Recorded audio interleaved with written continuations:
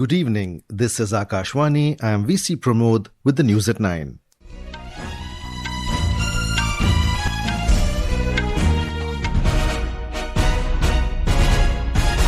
The headlines. Prime Minister Narendra Modi says government is putting emphasis on bringing technology culture to agriculture.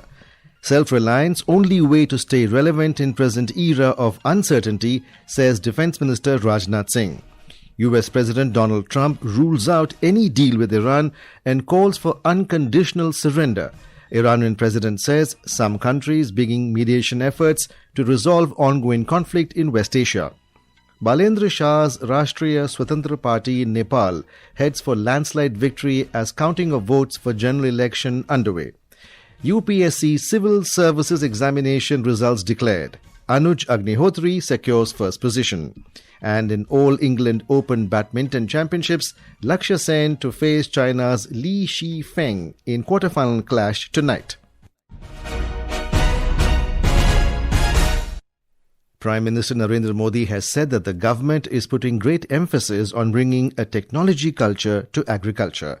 Addressing a post-budget webinar on the theme Agriculture and Rural Transformation through video conferencing today, Mr. Modi said the government is developing digital public infrastructure for agriculture through AgriStack.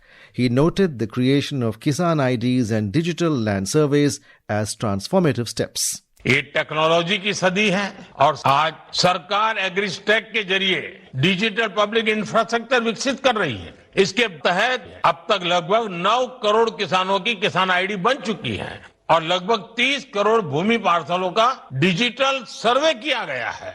Bharat विस्तार जैसे AI आधारित platform research institutions और किसानों के बीच की दूरी कम कर रहे हैं। The Prime Minister noted that 10 crore farmers have received over 4 lakh crore rupees as PM Kisan Samman Nidhi and nearly 2 lakh crore rupees in insurance claims have been settled under PM Fasal Bima Yojana. MSP में हुए reform से अब किसानों को 1.5 गुना तक return मिल रहा है। Institutional credit coverage 75% से अधिक हो चुका है। पीएम फसल बीमा योजना के तहत लगभग 2 लाख करोड़ रुपए के क्लेम सेटल किए गए हैं। ऐसे अनेक प्रयासों से किसानों का रिस्क बहुत कम हुआ है और उन्हें एक बेसिक इकोनॉमिक सिक्योरिटी मिली है। Mr. Modi said agriculture remains the backbone of India's economy and a strategic pillar for the country's long-term development journey. He said this year's union budget gives a strong push to agriculture and rural transformation. Mr. Modi highlighted that India is currently witnessing record production across food grains, pulses and oilseeds. As the conflict in the West Asia entered its 7th day, United States President Donald Trump has ruled out any deal with Iran and called for its unconditional surrender.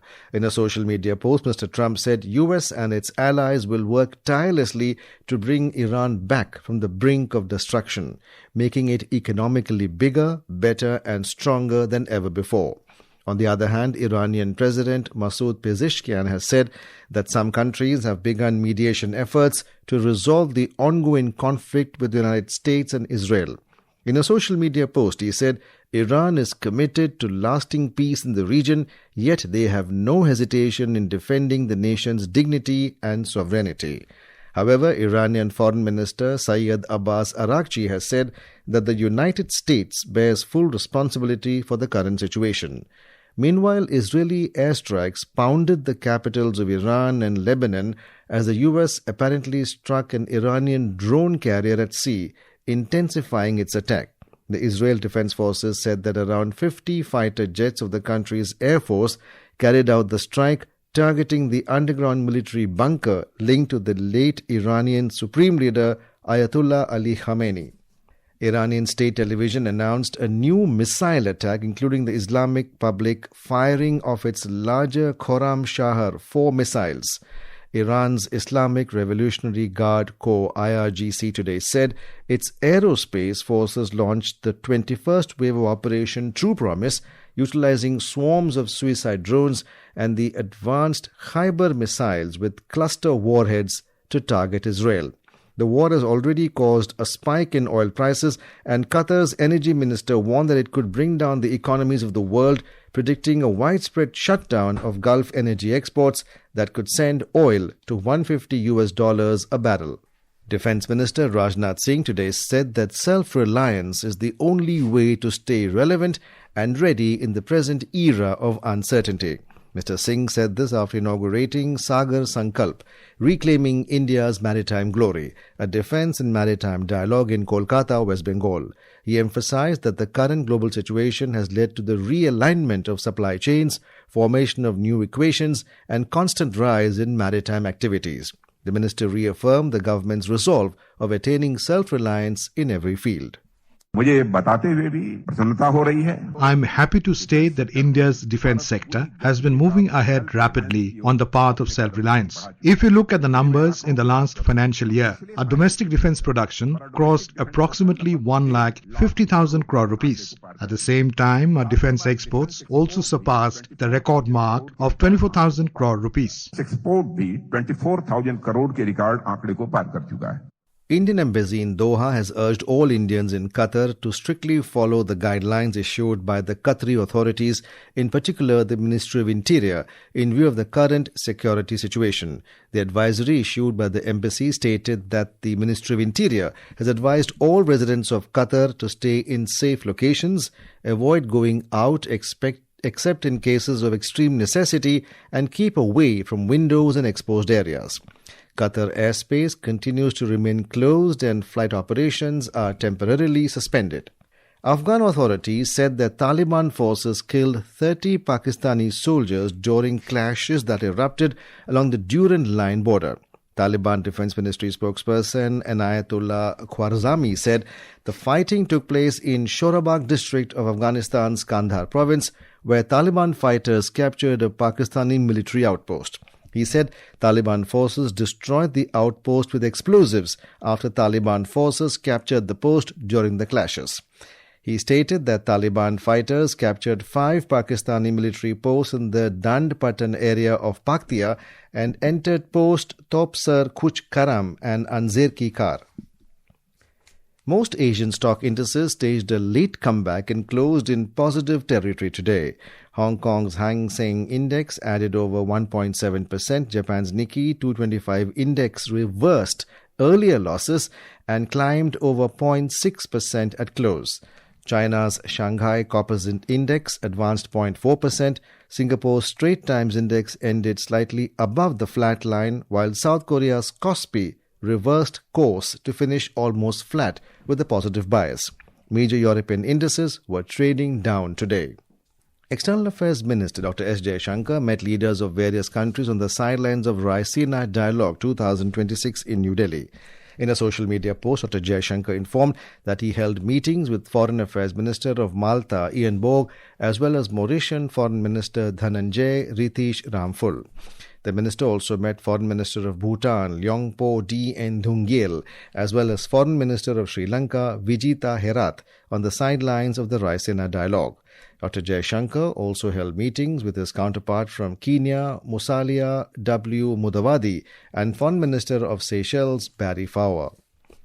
This is Akashvani giving you the news. For quick news updates round the clock, follow us on our X handle at @AIR News Alerts. And for details of stories and more, log on to our website www.newsonair.gov.in and download News on AIR app. Counting of votes is ongoing in every constituency of Nepal. Popular face for Nepal's prime ministerial candidate Balendra Shah, contesting from Jhapa 5, is ahead, securing 11,945 votes as compared to his rival, former Prime Minister KP Sharma Oli, who got 2,692 votes by now. We have a report. Out of 165 constituencies, as of now, final results have been declared from 6 constituencies of Nepal. Among the 15 mountainous districts of Nepal, transportation of ballot papers by helicopter was delayed on Friday evening due to adverse weather in 3 districts of Sankhuba Sabha, Dolpa and Gorkha. Meanwhile, the counting of votes is ongoing in the remaining places. Rastriya Swatantra Party is leading in 113 constituencies under first-past-the-post system. By present speculation, it appears that Balendra Shah may rise as the new face of Nepal. As of now, Balan himself has secured 13,654 votes, while his rival, former Prime Minister KP Sharma Oli, has received 3,011 votes. Shweta Singh for Akashvani News, Kathmandu. The final result of the Civil Services Examination CAC 2025 has been declared today. The Union Public Service Commission said that more than 930,000 candidates applied for Civil Services Preliminary Examination, which was conducted on 25th May 2025. UPSC said that Anuj Agnihotri has been secured the first position. Rajeshwari Suve and Akash Dhul stood at the second and third rank respectively. Prime Minister Narendra Modi has congratulated all those who successfully cleared the Civil Service Examination 2025. Union Home Minister Amit Shah today said India will be free from Naxalism by the end of this month. Addressing the 57th Raising Day ceremony of the Central Industrial Security Force CISF in Cuttack in Odisha, Mr. Shah said security forces will completely dismantle the Maoist dream of a red corridor stretching from Tirupati to Pashupatinath. He praised the contribution of CISF in anti-Naxal operations in states like Odisha, Chhattisgarh and Telangana. Narendra Modi सरकार का एक संकल्प Narendra Modi government has taken a pledge to make the country free from Naxalism by 31st March this year, and CISF has made a very significant contribution to this effort. Whether it is Odisha, Chhattisgarh or Telangana, the CISF has played an important role in the operation to eliminate Naxalism in these states. नक्सल अभियान के उन्मूलन में अपनी भूमिका निभाई है. Union Earth Sciences Minister Dr. Jitendra Singh today said that a first-of-its-kind integrated plant is being established in Kavaratti Island of Lakshadweep. He underlined that the facility is designed to simultaneously convert seawater into drinking water and generate electricity. Dr. Singh made these remarks following a progress review of India's inaugural Ocean Thermal Energy Conversion OTEC powered desalination plant on Kavaratti Island.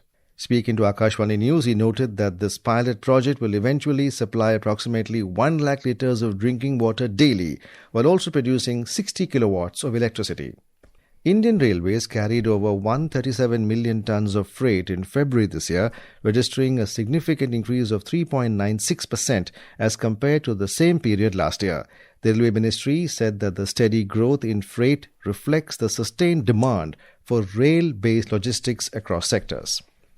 Commerce and Industry Minister Piyush Goyal today said that the government will use every policy tool and the export promotion mission to support the country's exporters.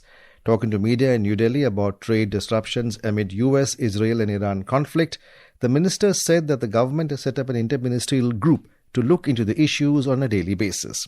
He added that India would continue to meet all the commitments that the country's industries have made to foreign buyers in goods and services. Every day the interministerial group talks to the exporters, and we will not be found wanting in supporting our exporters in any way. We should continue to meet all the commitments that we have made to our buyers, whether in goods or services. And the government will use every policy tool and the export promotion mission to support our exporters. I have already given some instructions in the last 2 days also. Today we'll be formalizing some ways to give comfort to our exporters. In All England Open Badminton Championships, Lakshya Sen will face China's 6-seed Feng in the last age clash tonight. Lakshya had earlier stormed into the men's singles quarterfinals in Birmingham yesterday. And now, before we end the bulletin, the headlines once again. Prime Minister Narendra Modi says government is putting emphasis on bringing technology culture to agriculture. Self-reliance only way to stay relevant in present era of uncertainty, says Defence Minister Rajnath Singh. US President Donald Trump rules out any deal with Iran and calls for unconditional surrender. Iranian President says some countries begin mediation efforts to resolve ongoing conflicts in West Asia. Balendra Shah's Rastriya Swatantra party in Nepal heads for landslide victory as counting of votes for general election underway. UPSC Civil Services Examination results declared. Anuj Agnihotri secures first position. And that's all in the news at 9. Good night.